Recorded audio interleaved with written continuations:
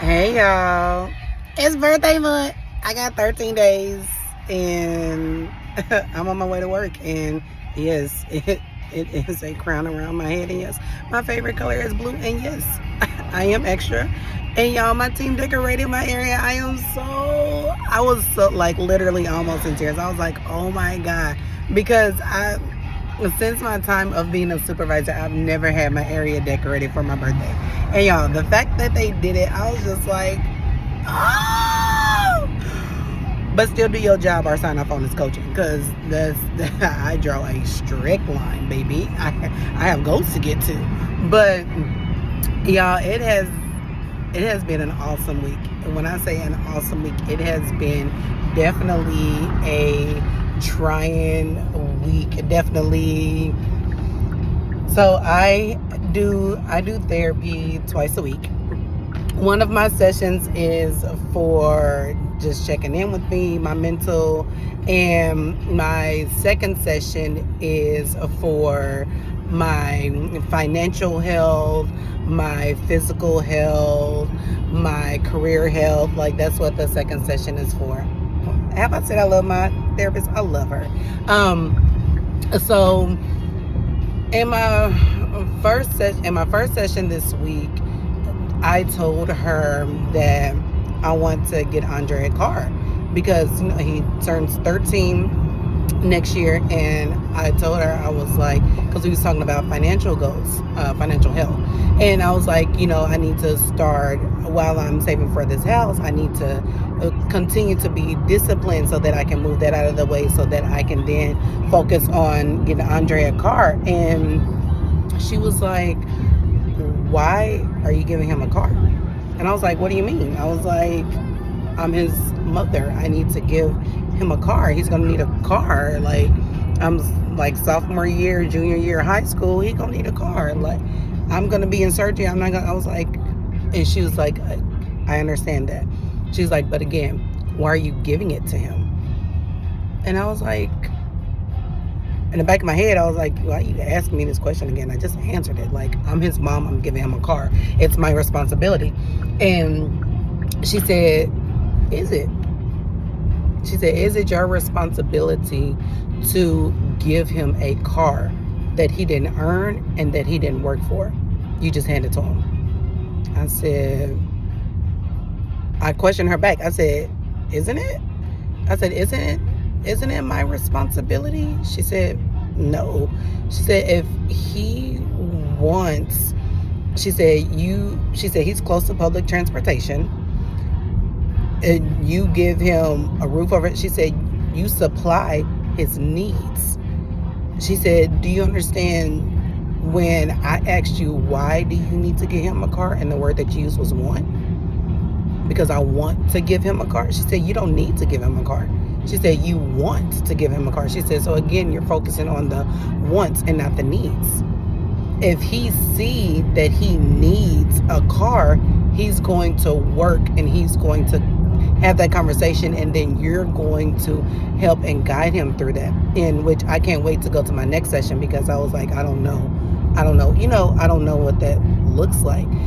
She said, you don't hand him a car because he's not going to value it, because he didn't put no effort into it. And she said, remember, effort is joy. She said, so if you give him a car because you want to give him a car, you're taking a moment that can be joyous for him and joyful for you, because you'll see the effort that he put into it, and then he'll see the effort that he puts into it. She said, you're taking a moment away from him and you're making the moment about you.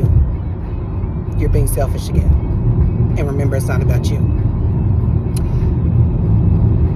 So she almost got fired again.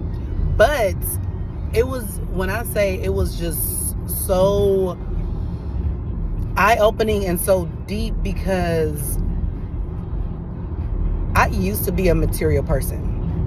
I still am. She working with me about it. I'm not going to go on tangent. But I used to be a material person. And the more that I do the work, the more that I learn myself, the more that I become aware of myself. And it's like, why do you have these 6 purses? Why do you have so many shoes? Why do you have so many clothes? Y'all, she told me, she said, do you understand that by the time you wake up in the morning and get ready for work, you're already over 75% of your mental capacity because of all the decisions that you had to make. You have to decide what purse to take. If you was going to take a purse, you have to decide what clothes to wear. You have to decide the shoes. You have to decide the makeup. You have to decide the toothpaste. You have to decide this. You have to decide. She said, do you understand? You're not even in your car through traffic going to work. You're not even there yet. And how much percentage that you have already used. Yes, you're going to be frustrated. Yes, you're going to feel. She said, think about what you've already used, what you've already done.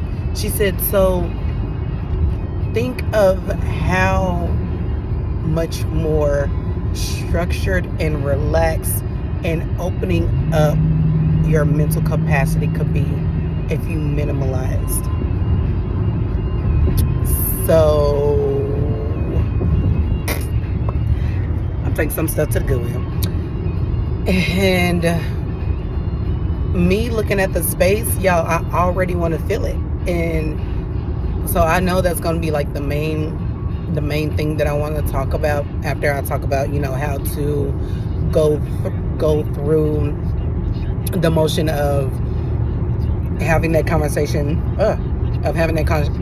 with Andre, how to navigate that. Once she teach me that, then I definitely want to focus in on, okay, how can I remove myself from being a material person and being a minimalist? Because y'all, becoming a heart surgeon is hard.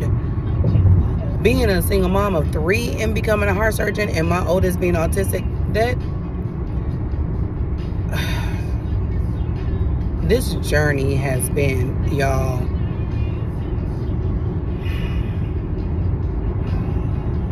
I'm not gonna cry because I'm on my way to work, but no words can express, express. If it wasn't for my family, if it wasn't for my friends, if it wasn't for my church, if it wasn't for the discipline that I set in my home, that I instilled in them my children a long time ago, if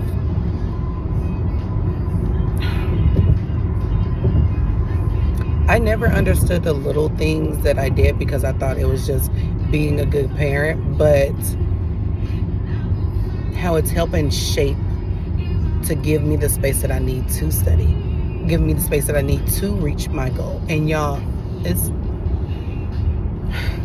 becoming this best version of me, becoming this cardiothoracic surgeon, raising these kids, seeing them blossom, strengthening my relationship with my parents, especially my mom and my dad, strengthening my relationship with my sisters, with my brothers. Y'all, I'm the baby of 6, and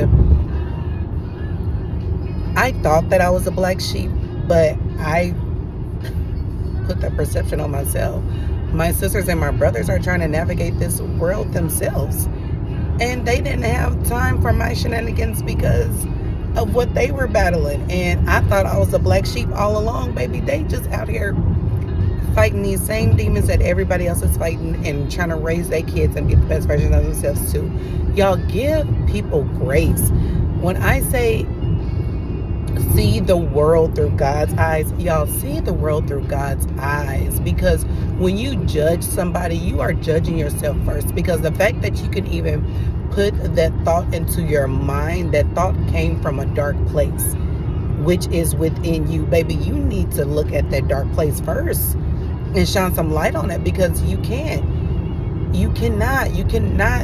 call yourself a child of God, but you're not carrying the characteristics of God. You can't call yourself his child, because at the end of the day, God gonna say, nah, boo, who raised you? because it was not me. Do not call me your daddy. So y'all continue to give grace, continue to live in this world, continue to be the best thing of you, and y'all get the support that you need. If you are the richest person in your circle, get you a new circle. If you are the smartest person in your circle, get you a new circle. You need that. You need those people that do not care about what you are, that's going to tell you the truth. That's what's going to stretch you. That's what's going to challenge you. You need that. You need that. All right, y'all. Have a good Thursday. Don't be thirsty. I'll see you. Bye.